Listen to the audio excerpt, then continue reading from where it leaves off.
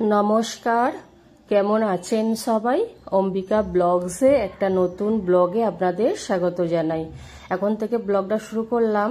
আজকে শুক্রবার আর বাজে প্রায় 12:30। তো পটল পোস্ত করব আর ডিমের ক্যারি বানাবো। তো আপনাদের সাথে ভাবলাম একটু গল্প করতে করতে রান্নাগুলো সেরে ফেলি, আর আপনাদের সাথে একটু গল্পই করব। আর এই পটলের কাহানি একটু শেয়ার করবো। আর ডিমেরটা দিয়ে শুরু করি। যখন ফার্স্ট পাঞ্জাবে গিয়েছিলাম, খুবই বয়স অল্প, তখন ছেলে ছিল না। ফার্স্ট যখন যাই তখন ছেলে হয়নি, আর মেয়ে তো পরেই। আর তখন গিয়ে ওখানে সব বাজারহাট দূরে দূরে, এতটাই দূরে দূরে, প্রায় 5-6 কিলোমিটার হেঁটে। আর তখন গাড়ি থাকতো না। আর পাড়ায় যদিও মানে বাইরে তো বেশিরভাগ ঠেলা করে বিক্রি করতে আসে, আর ভীষণ ভীষণ দাম, প্রায় 150, 200, 250, 300, আর ভিড় লেগে যেত, পাওয়াই যেত না। তারপরে শুকনো পোকা মাকড় এইসব সবজি পাওয়া যেত। ওখানে পাঞ্জাবিদের ওরা ঘিয়ের সাথে প্রচণ্ড ঘি খেতে ভালোবাসে। ঘিয়ের পরোটা, ঘিয়ের লুচি, ঘি দিয়ে সমস্ত কিছু। তো সেই সব আমাদের অভ্যাস নেই, তো সেই কারণে আর প্রচণ্ড কষ্ট হতো। গিয়ে কাঁদতাম কিভাবে এখানে মেনটেন করব। আর আমাদের আর্মি থেকে রাশন দিত, আর সাথে ডিম দিত, সপ্তাহে 2 ট্রে করে ডিম দিত। ওই ডিমটাই আমাদের সম্বল ছিল। ডিম দিয়ে আমরা অনেক কিছু বানাতাম। আর পাঞ্জাবিরাও ডিম খেতে ভালোবাসতো, প্রত্যেকটা ডিমের ভ্যারাইটিস বলতো। আর 2 সপ্তাহে 2 ট্রে, 7টা করে ডিম সপ্তাহে, মুখের কথা নয়। তো সেই ডিম সকাল থেকে রাত পর্যন্ত ডিমের আইটেম চলতো। ডিমের ভুজিয়া, ডিমের কারি, ডিমের ঝোল, আলু ভাতে, ডিম ভাতে, এইভাবে করে করে প্রত্যেক দিন ডিমের সাথে আমরা চলতাম। তো যদিও আগে পটল পোস্তটা বানালাম, তো ডিমের গল্পটাই আগে বললাম। আর পটল পোস্ত প্রায় রেডি।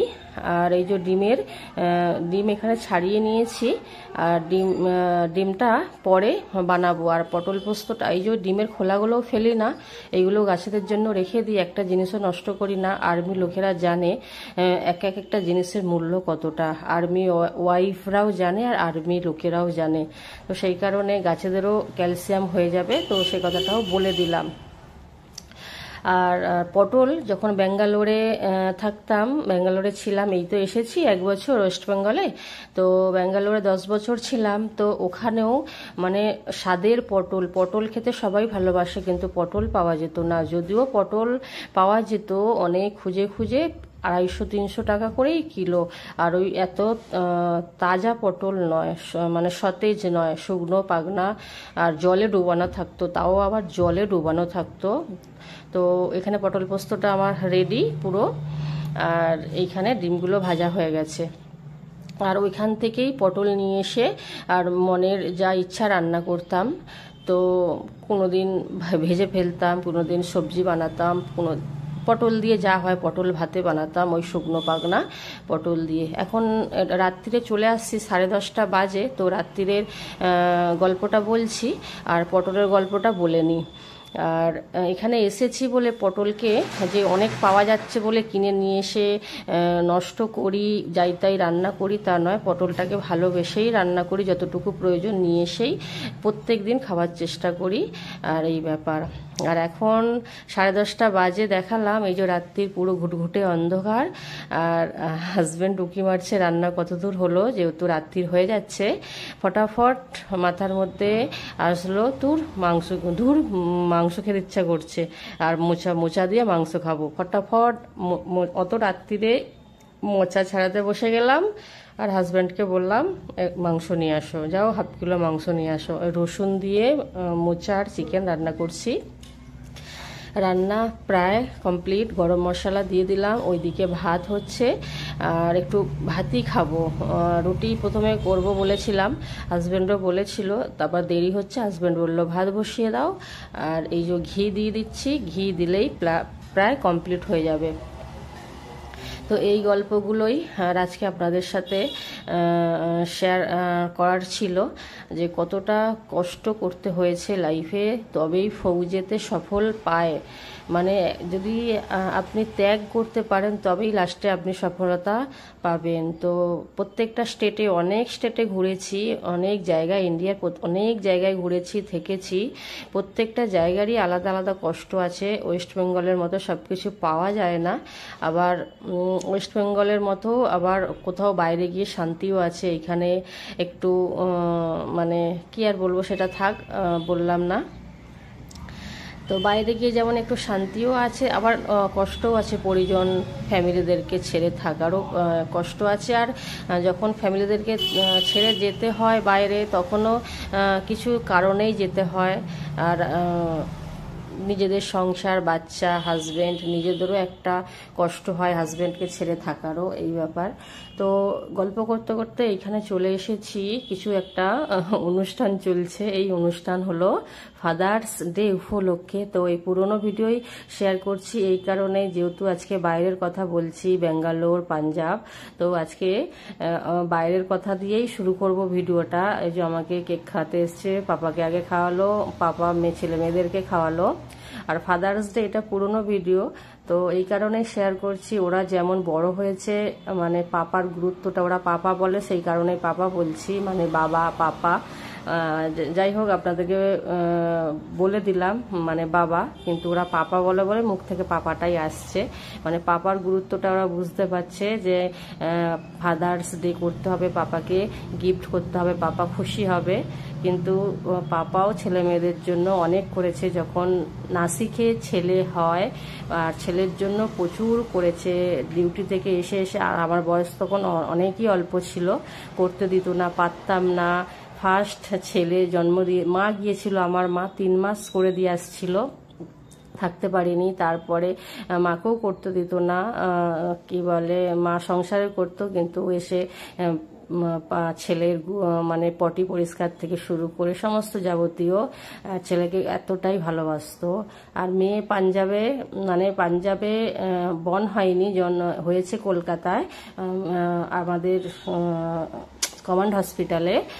আমার শ্বশুরমশাই ওই সময় মারা যান, নালে পাঞ্জাবেই হতো। আর পাঞ্জাবেই ও প্রেগনেন্ট 6 মাস, 6.5 মাস পরে এসছি কলকাতায়, শ্বশুরমশাই মারা যাওয়ার সময়। তো ওই জন্য কলকাতায় হয়েছিল। তো তারপরে চলে গেছিলাম 2.5 মাস নিয়ে, আর যাইনি আমি পাঞ্জাবে, আমার বাপের বাড়িতে ছিলাম। তো 2.5 মাস বাচ্চাকে যখন নিয়ে যাই পাঞ্জাবে, তো পাঞ্জাবেতেও মেয়ের জন্য করতো, আমাকে করতে দিত না। তো সেখান থেকে আজকে খুব মানে খুশি লাগছে, যে ছেলে মেয়েরা আজকে বড় হয়ে পাপাকে সেই আনন্দ, মানে কষ্টটা, মানে আনন্দটা ফিরিয়ে দিচ্ছে। মানে ছেলে মেয়ের জন্য কষ্ট করেছিল, আর আজকে ছেলে মেয়ে বড় হয়ে আর পাপার জন্য কত মানে খুশি, মানে পাপাকে গিফট বানিয়ে দিচ্ছে, এটাই বলতে চাইছি। আর আমার ছেলেও যখন হচ্ছিল না, আর 4.5 বছরের মাথায় আমার ছেলে হয়েছে, বিয়ের পরে ছেলে হচ্ছিল না, ছেলে মানে বাচ্চা আসছিল না, অনেক ডাক্তারপত্র দেখিয়ে। কিন্তু চমক, নাসিকে পা রাখার মাত্রই আর এই রকম, মানে কি বলবো, একটা মানে খুশির দিন দেখতে পাই, শুনতে মানে বুঝতে পারি। সেখান থেকে নাসিকটাকে আমি খুব ভগবানের জায়গা মনে করি, আর ওটা ভগবানেরই জায়গা। শ্রীরাম ওখানে থাকতো। হ্যাঁ, তো সেই সব গল্প পরে বলবো। আর নাসিকের কাহিনী অনেক আছে, নাসিকেও 4 বছর ছিলাম, আর ছেলে ওখানেই বড় হয়েছে। আর আমার হাজব্যান্ড আর্মি এভিয়েশন, মানে হেলিকপ্টার ডিপার্টমেন্টে সার্ভিস। তো ওই হ্যাঙ্গারে গিয়ে গিয়ে খেলা করতো, আর পাপার সাথে পুরো, তখন মেয়ে ছিল না তো, আর পুরো জুড়ে থাকতো।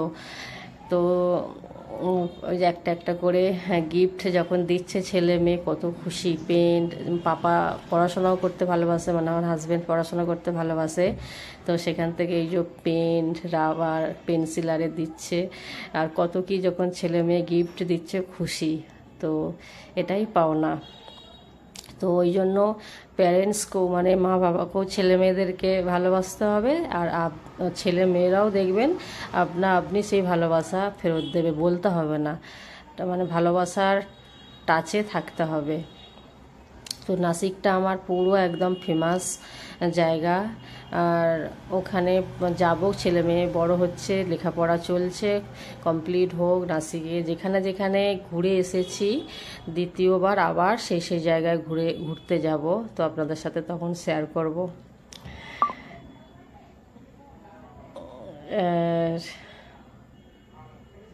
তো এই পুরনো ভিডিওটা শেয়ার করার এটাই কারণ, কি কথা বললাম ঠিক গুছিয়ে বলতে পারলাম না, একটু তুলে ধরলাম। তো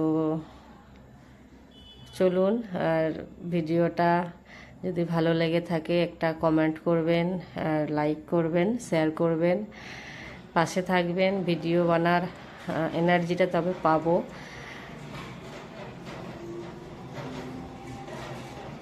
পাপা আবার মেয়ের জন্য একটা জামা কিনে নিয়ে এসছে, তো মেয়েকে জামা দেবে। ছেলে বলে আমার কিচ্ছু লাগবে না জামা প্যান্ট, আমার ওর ওর অ্যানিম্যালসের দিকে ঝোঁক, আমাকে ইগুয়ানা দেবে। টট্টল একটা তো আমাদের কচ্ছপ আছে, আমার ছেলের জন্মদিনেতেই দিয়েছিলাম, তো ওর ওই সব দিকে নেক, এই যে আমাকে একবার দেখিয়ে দিল।